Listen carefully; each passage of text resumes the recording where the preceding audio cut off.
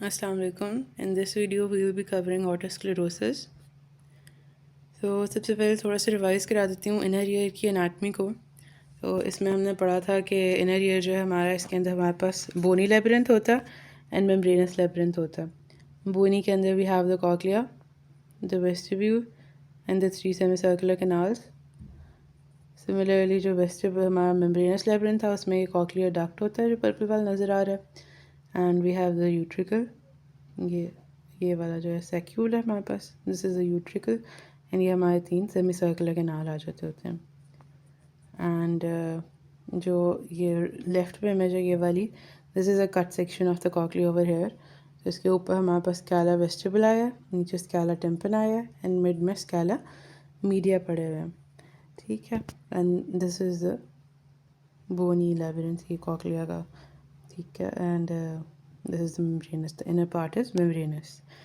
What is autosclerosis? Autosclerosis is also known as autospongiosis, and इसके अंदर there is irregularly laid spongy bone in the place of normally dense endochondral layer of the bony otic capsule. तो आसान अल्फाज में ये है कि जो आपका बोनी लेबिरिंथ है, ये जो बाहर आपकी स्पॉन्जी सी बोन नज़र आ रही है, इसकी 3 लेयर्स होती हैं हमारे पास। एंडोस्टियल होती है, that is the inner most layer. फिर एनकॉन्ड्रल होती है जो कि मिडिल वाली होती है, अनओसिफाइड होती है। एंड जो पेरियोस्टियल होती है वो बाहर वाली होती है और सारे कवर कर रही होती है आपके बोनी लेबिरिंथ को। तो ऑटोस्क्लेरोसिस में क्या होता है कि जो आपकी एनकॉन्ड्रल वाली लेयर है ना, उधर बोन, स्पॉन्जी बोन का डिपॉजिट हो जाता होता है। तो मोस्टली जो है ये इन्वॉल्व कर रही होती है आपकी स्टेपीज़ को, फुट प्लेट ऑफ स्टेपीज़ को, जिसकी वजह से उधर बोन जो डिपोजिशन हो जाएगी, so it will not let it move, उसकी उधर फिक्सेशन हो जाती है एंड कंडक्टिव हेयरिंग लॉस हो जाता है। एटियोलॉजी क्या होती है कि 50% केसेस जो हैं उनके अंदर फैमिली हिस्ट्री पॉजिटिव होएगी, दैन वाइट रेस वाले पीपल जो हैं they are more affected than it, and females are twice more affected as compare to males. Onset usually इसका 20 to 30 ईयर्स के दरमियान में होता है। बहुत अनकॉमन है कि बिफोर 10 ईयर्स हो या आफ्टर 40 ईयर्स हो। जो हेयरिंग लॉस है it is made worse by pregnancy.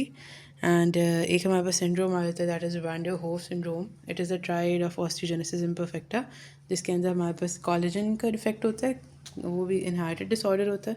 There is otosclerosis and there is blue sclera. तो टाइप ऑफ ऑटोस्क्लेरोसिस आ जाते हैं हमारे पास, it is of 3 types. There is stapedial otosclerosis, there is cochlear otosclerosis and there is histological osteosclerosis. तो stapedial जो होता है हमारे पास, इसके अंदर वही जो हमने भी पीछे देखा कि स्टेपीज़ जो है उसकी फिक्सेशन हो जाएगी and it will lead to hearing loss. जबकि कॉक्लियर जो होते हैं इसके अंदर जो हमारी राउंड विंडो होती है, जो हमने कहा था कि सेकेंडरी टाइम्पैनिक मेम्ब्रेन से कवर्ड होती है, उसके अंदर आपकी हो जाती होती है otosclerosis and it causes sensory neural hearing loss. And जो हिस्टोलॉजिक है हमारे पास, तो ये इसके अंदर पेशेंट जो होता है यूजुअली वो आपका एसिम्प्टोमेटिक ही रहता होता है, उसके अंदर नीदर आपकी कंडक्टिव होती है नॉर आपकी सेंसरी न्यूरल हियरिंग लॉस होती है। दैन जो आपकी स्टिपिडियल ऑटोस्क्लेरोसिस है, इसके हमारे पास 5 टाइप्स होती हैं।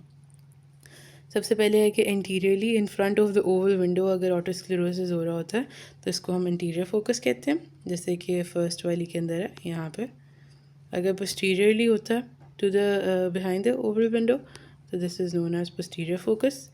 अगर अलॉन्ग द बॉर्डर हो जाता है, जो मार्जिन होता है स्टेपीज फुट प्लेट का, जैसे इधर हुआ हुआ है, तो ये सर्कमफ्रेंशियल हो जाता होता है।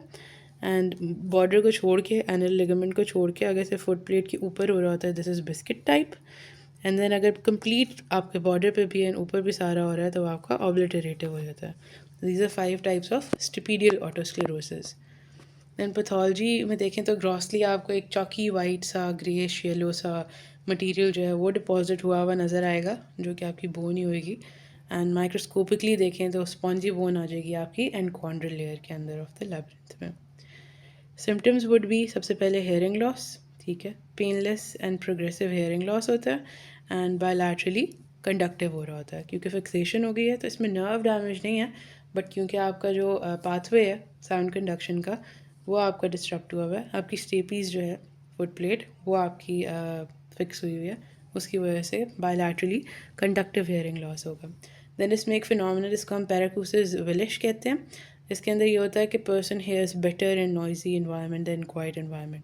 तो बेसिकली और कुछ भी नहीं है, बस ये है कि नॉइजी इन्वायरमेंट के अंदर दूसरा बंदा जो है वो ज़्यादा ऊंचा बोलेगा, तो इसलिए फिर ज़्यादा आवाज़ आएगी, तो it would be better to understand, सुन ज़्यादा बेहतर सकेंगे। दैन टिनाइटिस है, तो ये आपकी कॉक्लियर लीजन्स जो हमने पढ़ी, कॉक्लियर ऑटोस्क्लेरोसिस, उनके अंदर ज़्यादा होता है। Vertigo is not that common. And speech जो है पेशेंट की वो मोनोटोनस सी वेल मॉड्यूलेटेड सॉफ्ट स्पीच होती है।